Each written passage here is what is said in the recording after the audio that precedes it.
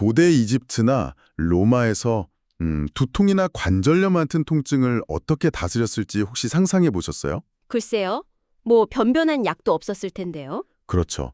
근데 정말 놀랍게도 살아있는 전기맥이나 전기 가오리를 썼다는 기록이 있어요. 아, 그 생물 자체를요? 네, 그냥 아픈 부위에 직접 갖다 댄 거예요.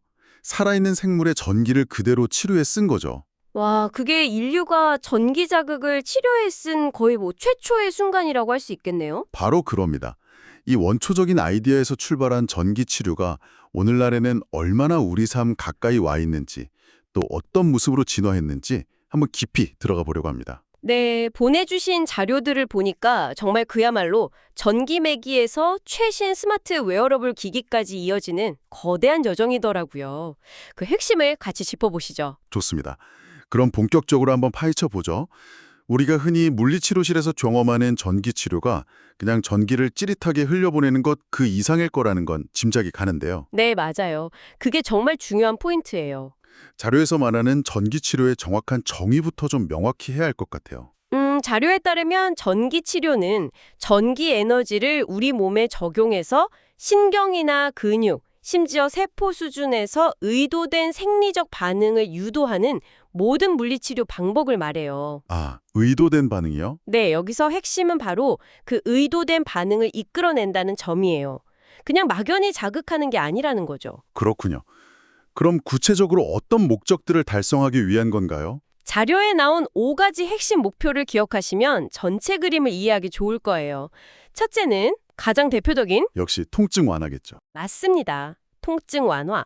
신경을 자극하고 조절해서 뇌로 가는 통증 신호를 줄여지는 원리죠. 둘째는 근력 및 근기능 향상이고요. 아, 의지대로 움직이기 힘든 근육을 전기 신호로 직접 수축시키는 거요? 네, 그렇게 해서 힘을 기르도록 돕는 거예요. 운동선수들이 부상 후에 재활할 때 근육에 패치 같은 걸 붙이고 운동하는 걸 보셨을 텐데 그게 바로 이런 원리예요. 아, 네네, 본 적 있어요. 그리고 셋째는 신경 재교육입니다. 이건 조금 더 복잡한데요. 신경 재교육이요? 네. 뇌졸중처럼 신경계 손상으로 마비된 근육에게 뇌의 신호를 다시 전달하는 법을 가르쳐주는 뭐랄까 일종의 재활 훈련이라고 보시면 돼요. 와, 정말 다양하네요. 그렇죠. 넷째는 혈류 및 부기 조절.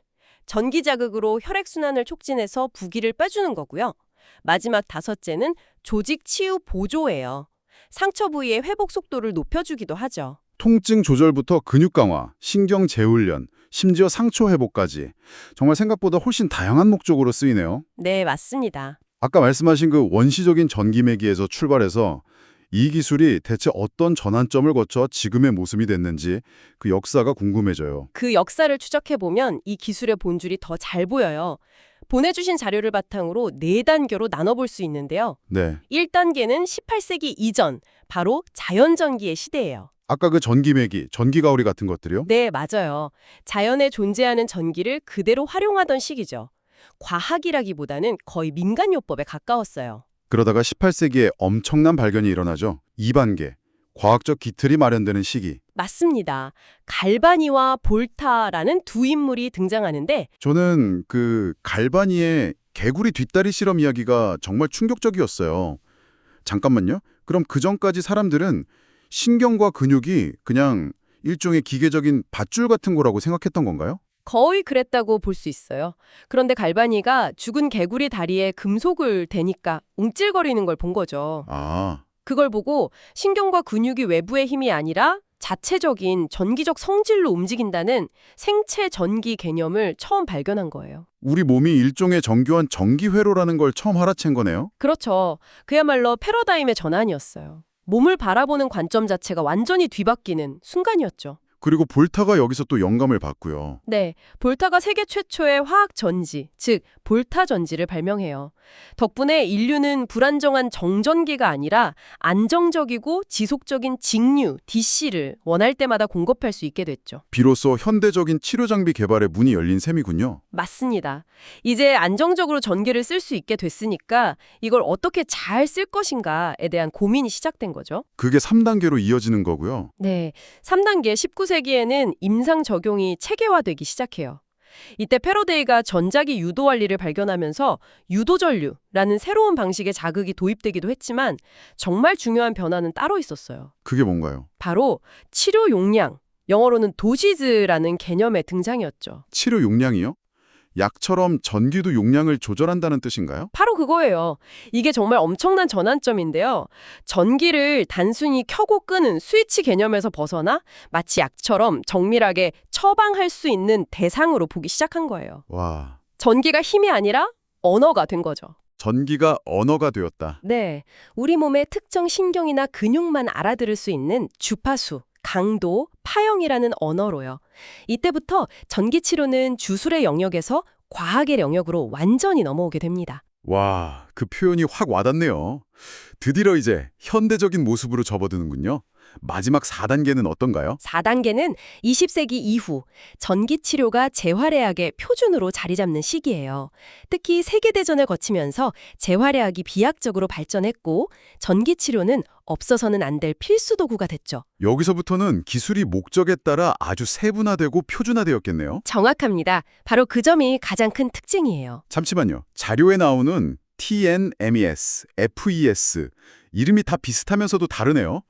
이게 단순히 이름만 다른 건가요? 아니면 보내는 전기 신호의 언어 자체가 완전히 다른 건가요? 아주 좋은 질문이에요. 예를 들어 하나는 통증 신경에만 들리는 속삭임이고 다른 하나는 근육을 깨우는 외침 같은 건지 궁금해요. 와, 정확히 그런 개념이에요.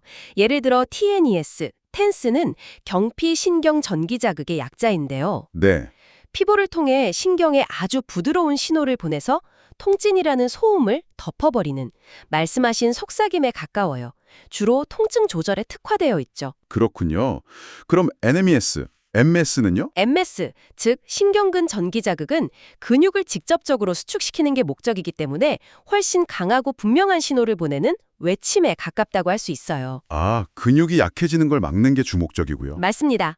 그럼 FES는 뭘까요? FES는 기능적 전기 자극이라고 되어 있네요. 네, 이건 한 단계 더 나아간 개념이에요.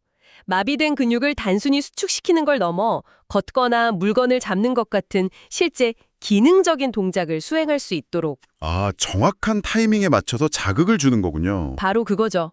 마지막으로 IFC. IFC는 간섭전류 치료라고 해서 2개 이상의 다른 주파수 전류를 몸 안에서 교차시켜요. 그래서 더 깊은 조직까지 자극이 도달하게 하는 기술입니다. 정말 신기하네요. 전기매기에서 시작해서 볼타의 전지를 거쳐 이제는 목적에 따라 텐즈, FES처럼 정교하게 신호를 보내는 시대까지. 그렇죠. 이 역사를 듣고 나니 마치 전화기의 발전사 같아요. 단순한 신호음에서 시작해 지금은 영상통화까지 하는 것처럼요. 오, 정말 딱 맞는 비유네요. 그렇다면 이 기술의 지금 최신 스마트폰 같은 현재 버전은 어떤 모습일지 궁금해지네요. 네, 자료 후반부에 정리된 최신 동향 5가지를 보면 전기치료가 지금 어디로 향하는지 명확히 알 수 있어요. 첫 번째 동향은 바로 맞춤형 통증 조절입니다. 맞춤형 통증 조절이요? 네, 과거 텐스가 단순히 아픈 부위를 무디게 하는 데 그쳤다면 이제는 환자의 통증 종류, 예를 들어 급성인지, 만성인지, 신경 문제로 인한 통증인지에 따라 주파수와 강도를 아주 정밀하게 조절해요. 더 스마트해진 통증 관리군요. 여기서 핵심은 단순히 통증 신호를 막는 걸 넘어 운동치료와 병행해서 우리 뇌가 통증을 인지하는 방식 자체를 긍정적으로 바꾸는 데 있어요. 뇌가 인지하는 방식을 바꾼다고요? 네, 만성 통증이 오래되면 뇌의 일종의 통증 회로가 고착화되는데 전기 자극과 올바른 움직임을 통해 이 회로를 다시 쓰는 거죠. 흥미롭네요. 두 번째 동향은 기능 회복 중심으로 패러다임이 완전히 바뀌었다는 거군요. 맞아요. 아까 잠시 언급한 FNS의 확대와 관련이 깊은데요. 목표는 근육을 그냥 수축시키는 게 아니에요. 그럼요. 예를 들어 뇌졸중 환자가 팔을 뻗으라고 시도하는 바로 그 순간에 혹은 발처짐이 있는 환자가 걸으면서 발을 들어 올려야 하는 바로 그 타이밍에 맞춰 전기를 자극하는 거예요. 아, 실제 움직임과 전기 자극을 완벽하게 동기화시키는 거군요. 네. 근데 한 가지 의문이 들어요. 뇌의 명령 없이 전기 자극만으로 근육을 움직여서 걷는다면 그게 정말 내가 걷는 걸까요? 아니면 그냥 전기 신호에 따라 움직이는 로봇 다리 같은 걸까요? 굉장히 중요한 질문이에요. FNS는 근육을 조종하는 로봇이 아니라 뇌를 가르치는 코치에 가깝습니다. 뇌를 가르치는 코치요? 네, 환자가 걸어야지라고 의도할 때 정확한 근육이 수축하는 경험을 반복적으로 제공함으로써 뇌에게 아, 이 타이밍에 이 근육을 써야 걷는 거구나라고 계속해서 알려주는 거죠. 아, 운동 학습 효과를 극대화하는 거네요. 맞습니다. 근육이 아니라 뇌를 훈련시키는 거죠. 뇌를 훈련시킨다는 말이 와닿네요. 세 번째 동향인 신경조절 기법의 부상은 여기서 더 나아가는 것 같아요. 네, 신경조절, 즉 뉴로모듈레이션은 현재 전기치료 분야에서 가장 주목받는 흐름이에요. 이제 자극의 대상이 팔다리의 말초신경을 넘어 뇌나 척수 같은 중추신경계 자체로 향하고 있다는 게 중요해요. 신경회로 자체를 직접 자극해서 재구조화한다고요? 네, 마치 컴퓨터 시스템의 오류 코드를 직접 수정하는 것과 비슷해요. 그 핵심 키워드가 자료에 나온 뇌의 가소성이겠네요. 정확해요. 우리 뇌는 경험에 따라 계속 변하는 성질, 즉 가소성을 가지고 있거든요. 이 성질을 이용해서 전기 자극으로 신경회로를 긍정적으로 바꾸려는 아주 능동적인 접근법이죠. 하드웨어를 고치는 수준을 넘어 뇌의 운영체제, 즉 소프트웨어를 업데이트하는 개념에 가깝군요. 와, 그 비유가 정말 적절하네요. 맞습니다. 정말 놀랍네요. 네 번째 동향은 우리 생활과 아주 밀접한 이야기인 것 같아요. 바로 홈케어와 웨어러블의 확산인데요. 맞아요. 기술 발전이 가져온 가장 큰 변화죠. 장비가 아주 작아지고 스마트폰 앱과 연동까지 되면서 더 이상 병원에서만 치료받는 시대가 끝나가고 있어요. 집에서 환자 스스로 치료 프로그램을 관리하는 비중이 점점 커지고 있군요. 그렇죠. 그 말씀은 이제 병원에 가는 게 자동차 정비소에 가는 것과 비슷해지는 거네요. 초기 진단과 큰 수리는 전문가에게 받지만 일상적인 관리는 운전자가 직접 하는 것처럼요. 네, 아주 적절한 비유예요. 그러면서 자연스럽게 치료사의 역할도 바뀌고 있어요. 어떻게 바뀌나요? 자료에서도 그 점을 지적하죠. 치료사의 역할은 단순히 기계를 환자 몸에 붙여주는 사람에서 환자가 집에서 스스로 안전하고 효과적으로 기기를 사용하도록 돕는 교육자로 변하고 있어요. 마지막 다섯 번째 동향은 근거 중심과 안전성 강화예요. 어떻게 보면 가장 기본적이면서도 중요한 부분이 아닐까 싶어요. 그렇죠. 이 모든 기술의 신뢰를 담보하는 근간이 되는 부분이에요.